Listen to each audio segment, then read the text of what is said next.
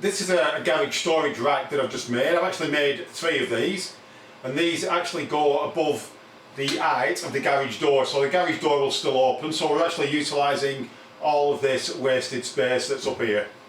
I've actually made the top part here, so it's got 3 plastic rollers on, which makes it easier for removing and putting the stuff up here in the first place. This enables me to store long lengths of material. This pipe that's up here, the copper pipe, is actually 3 metres in length, so we can store long items up, out of the way, and this space will not normally be used because it's actually where the garage door opens. This is the basic design for the hangers that I'm going to be making. So I've used a piece of plain 3x2 to make the basic frame, and then that's going to be hung from the ceiling using these metal plates, and then in the centre there is going to be a piece of threaded bar. I have marked each piece of timber where it needs drilling.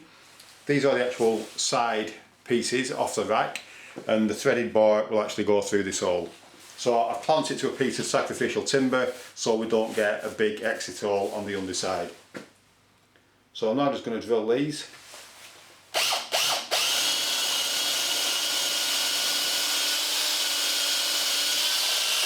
Instead of using simple butt joints on this, where I could just drive a screw through there and glue it, I'm actually going to use pocket hole screws. So I've drilled the pocket holes already in this piece, and then I'm also going to use a biscuit as well. So we're going to use the biscuit jointer to cut a slot in each piece. We'll then glue that together using the pocket hole screws. I've actually drilled those already on both sides. I'll now just show you exactly how I've done that.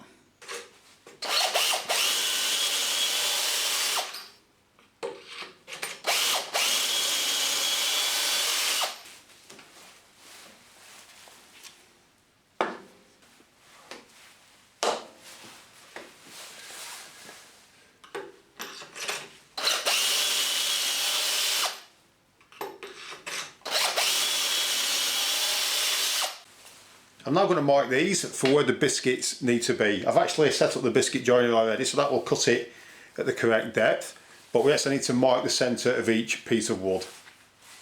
So to do that I'm using a digital vernier.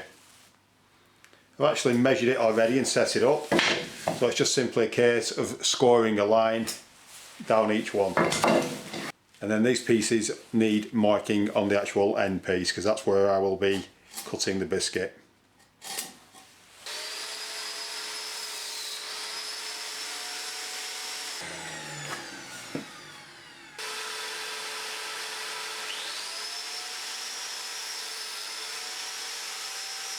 Now I'm just going to cover this in plenty of wood glue, making sure there's plenty in the slot where the biscuit goes.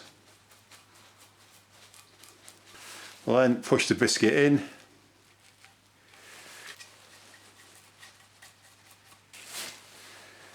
And we'll also cover the mating part.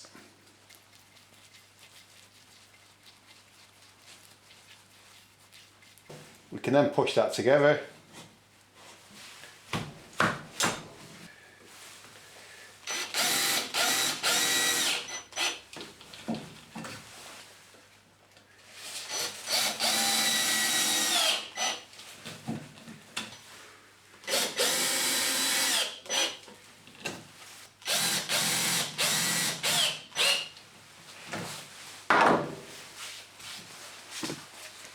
We can then just wipe off any excess wood glue using a wet wipe.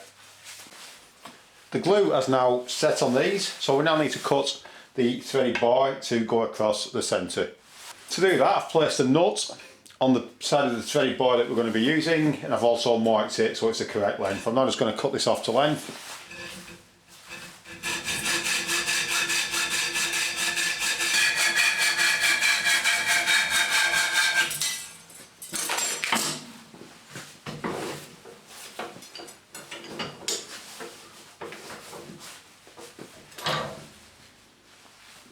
I'm just going to give that a file.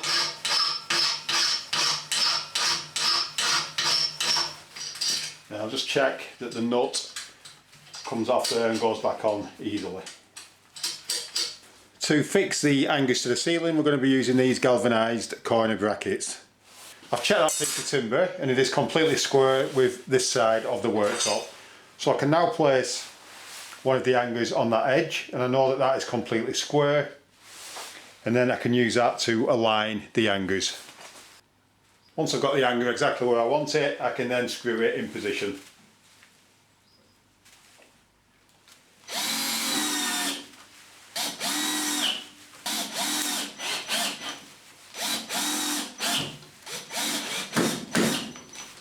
And I just need to do that on all 3 angles. So that will now hang off the ceiling like that. Once it's been screwed in position, we can then put the threaded bar across the centre. As you can see, if we put the piece of threaded bar in there, it's actually rough, so it's not very good for sliding material along. So I'm going to put a full piece of copper pipe on the inside, and then on top of that I'm going to put 3 smaller pieces of plastic pipe. So we're just going to cut the copper pipe to length using a pipe slice. This is the easiest way to cut copper pipe. It is very quick, very simple. As you can see, we've now cut that piece.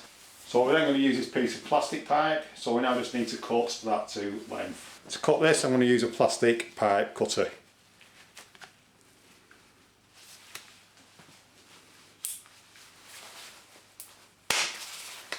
Again, that's very easy and very quick to cut. Now we've cut that to length, we now just need to cut that into 3 pieces. I'm now going to give these a light sanding. I'm using some 80 grade sandpaper to begin with, and then I'm going to finish off with some 320 grade.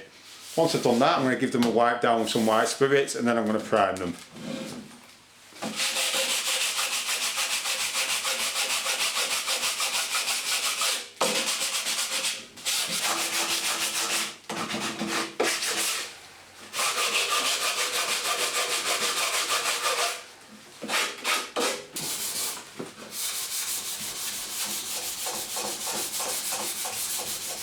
The Zinza 123 Plus has now dried, so they have been primed with that. I'm now going to use another primer, which is this Combi Colour.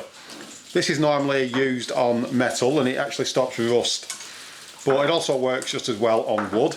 If you look at the bench, that was actually painted with Combi Colour primer, and then it was painted with Rust-Oleum top coat. So we're going to do that again, and then these angles will actually match the bench. You'll notice that there's a lot of oil on the top of that, so that needs a really good mix up. So I'm just going to use a scrap piece of metal, and I'm just going to give that a really good mix up. Now that's been thoroughly mixed, we're now going to give the angles a coat of primer.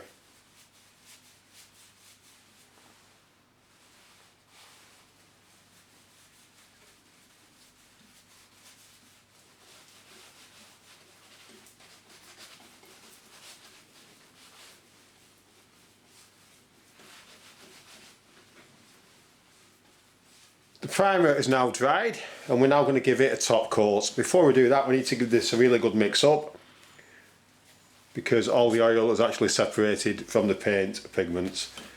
So we're just going to mix this for a few minutes before applying the top coat.